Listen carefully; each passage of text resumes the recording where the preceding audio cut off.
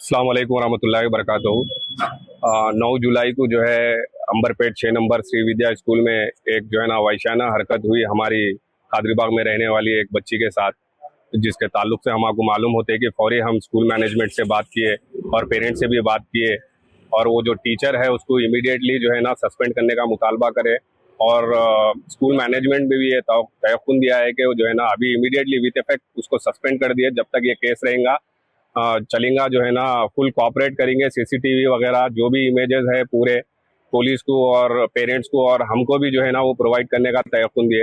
ये जो वैशाना हरकत जिसने की है रवि तेजा नाम के सर ने, तो उसको टीचर कहना तो मैं समझता हूँ बेकार बात होगी। वो तो मैं उसको कहूँगा दरिंदा और हैवान कहूँगा। जो वैशाना हरकत किया उसको जो हम जो मुतालबा कर रहे हैं कि जो है ना काचीगुड़ा पीएस से कि जो है ना इसके ऊपर सख्त से सख्त कार्रवाई करे और इमीडिएटली विद इफेक्ट उसको जो है ना अरेस्ट करे। जज़ाकल्लाह।